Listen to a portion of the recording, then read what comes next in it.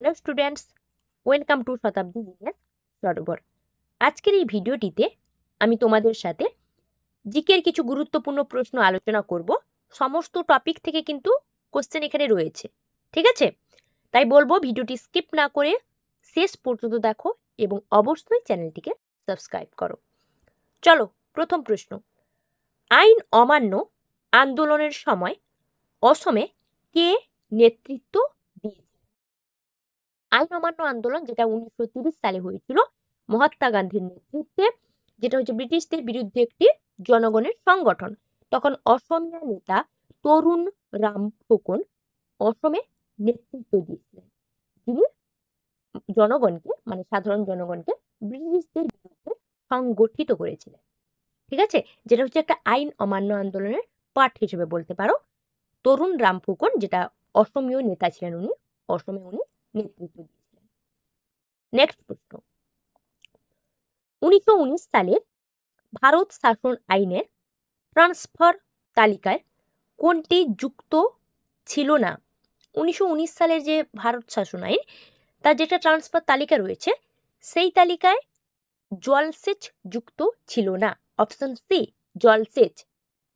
জলসেচ যুক্ত ছিল না, ঠিক আছে? চলো পরের প্রশ্ন চলে যাবো, 2 নম্বর হয়ে গেল। নেক্সট, টুল কিট আসলে কি? টুল কিট আসলে কি? অপশন দেখো কি কি দেয়া রয়েছে। সঠিক উত্তর হবে অপশন বি, প্রতিবাদ সংগঠনের সাহায্যকারী পত্র। এটা হচ্ছে অ্যাকচুয়ালি পত্র বলতে একটা টুলকিট হচ্ছে একটা ডিজিটাল প্রচারপত্র, ঠিক আছে? যেটা প্রতিবাদ সংগঠনে সাহায্য করে, যে প্রচারপত্রটা, এটা একটা ডিজিটাল প্রচারপত্র। নেক্সট প্রশ্ন। ভেন্নি যুদ্ধ দেখো তারিখটা দিয়েছি 130 সিই। সি বলতে কি বোঝাচ্ছে না, সাধারণ যুগের একটি সংক্ষিপ্ত রূপ। এছাড়াও সি বলতে 1 বছর আগে বা 1 বছর পরে, এটা বোঝায়। চোল রাজা কারিকল কাদের পরাজিত করেন? সঠিক উত্তর হবে অপশন এ, পাণ্ড্য ও চেরা। মূলত পাণ্ড্য এবং চেরা একটি সংঘের সাথে চোলরাজ, ঐতিহাসিক চোলরাজ কারিকলের একটি যুদ্ধ সংঘটিত হয়েছিল, যেটা ভেন্নির যুদ্ধ, যেটা তারিখটা দেওয়া রয়েছে দেখো 130 সিই। তো পরাজিত হয়েছিল পাণ্ড্য ও চেরা। পরের প্রশ্ন। কোন উপজাতি প্রধানত মেলুরিতে বাস করে? মেলুরি কোন উপজাতির মানুষ? মেলুরি হচ্ছে, যেটা হচ্ছে তোমার নাগাল্যান্ডের সম্প্রতি ঘোষিত একটি জেলা মেলুরি। সঠিক উত্তর হবে অপশন বি, কচুরি নাগা। যেটা হচ্ছে একটা নাগা গোষ্ঠী বা নাগা জাতি বলতে পারো, নাগা জাতির একটি ধরন বা ভাগ কচুরি নাগা, যারা প্রধানত মেলুরিতে বসবাস করে, ঠিক আছে? নেক্সট প্রশ্ন। কোন দুটি নদী কর্কটক্রান্তি রেখাকে দুবার অতিক্রম করেছে? কর্কটক্রান্তি রেখাকে দুবার অতিক্রম করেছে। সঠিক উত্তর হবে অপশন এ, মাহি ও সুবর্ণরেখা। এই নদী দুটি কর্কটক্রান্তি রেখাকে দুবার অতিক্রম করেছে। চলো পরের প্রশ্ন যাই। পশ্চিমবঙ্গের কোথায় সোডা অ্যাশ তৈরি হয়? সোডা অ্যাশ কোথায় তৈরি হয় পশ্চিমবঙ্গের? দেখো অপশন কি কি দেয়া রয়েছে, দেখো সঠিক উত্তর কি হবে? সঠিক উত্তর হবে অপশন সি, ঠিক আছে? অপশন সি, হলদিয়া। হলদিয়াতে সোডা অ্যাশ তৈরি হয়। চলো পরের প্রশ্ন, 8 নম্বর। মুকুটমণিপুর শৃঙ্গ কোন পর্বত শ্রেণীর অংশ? মুকুটমণিপুর শৃঙ্গ, দেখো অপশন কি কি দেয়া রয়েছে। সঠিক উত্তর হবে অপশন সি, শুশুনিয়া, যেটা হচ্ছে বাঁকুড়া জেলায় রয়েছে, যার মনোরম সৌন্দর্যের জন্য পরিচিত শুশুনিয়া। তো মুকুটমণিপুর শৃঙ্গ শুশুনিয়ার অংশ। নেক্সট,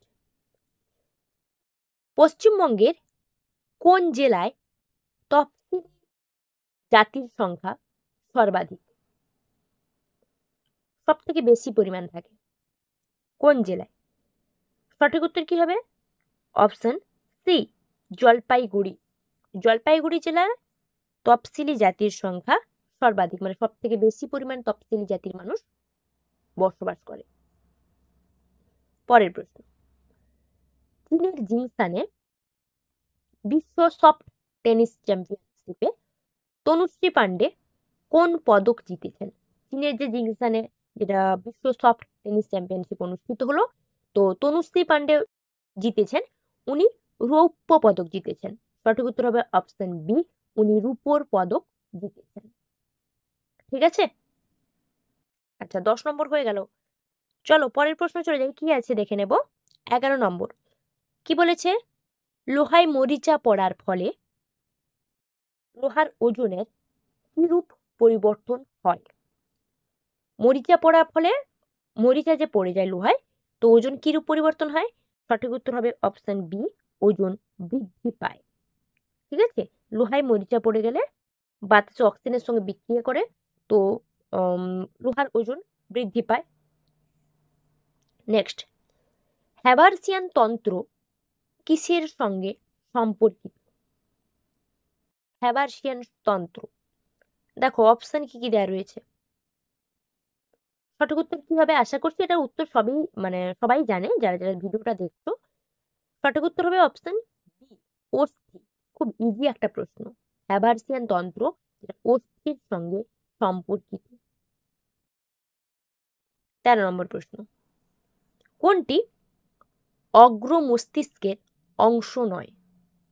অগ্র মস্তিষ্কের অংশ নয়। অপশন দেখো, সঠিক উত্তর কি হবে বলো তো? সঠিক উত্তর হবে অপশন সি, সেরিবেলাম। এটা অগ্র মস্তিষ্কের অংশ নয়, সেরিবেলাম। ঠিক আছে, সি হবে অ্যান্সার। চলো পরের প্রশ্ন যাই আমি। 14 নম্বর প্রশ্ন কি রয়েছে? কুয়াশার সম্পর্কিত কোন বক্তব্যটি সঠিক? দেখো অপশনগুলো রয়েছে যেগুলো, তো কোন বক্তব্যটা সঠিক কুয়াশা সম্পর্কে যদি আমরা ব্যাখ্যা করতে যাই, কোন বক্তব্যটা সঠিক হবে? অপশন দেখো কি কি রয়েছে। সঠিক উত্তর কি হবে বলো তো? সঠিক উত্তর হবে অপশন সি, মানে এ ও বি সঠিক। দ্যাট ইজ কুয়াশার বিস্তার দশা হলো তরল, আর কুয়াশার বিস্তার মাধ্যম হলো গ্যাসীয়। এই দুটো বক্তব্য কুয়াশা সম্পর্কে সঠিক। ঠিক আছে, আমি আজকে যে প্রশ্নগুলো আলোচনা করলাম, উত্তর নিয়ে কনফিউশন থাকলে তোমরা অবশ্যই আমাকে কমেন্ট করে জানিও। আর আমি প্রথমে যা বললাম আবারও বলছি, নতুন কন্টেন্ট পাওয়ার জন্য চ্যানেলটিকে সাবস্ক্রাইব করো। ভুল ত্রুটি বা কোনো উত্তর নিয়ে কোনো কনফিউশন থাকলে অবশ্যই আমাকে কমেন্ট করো।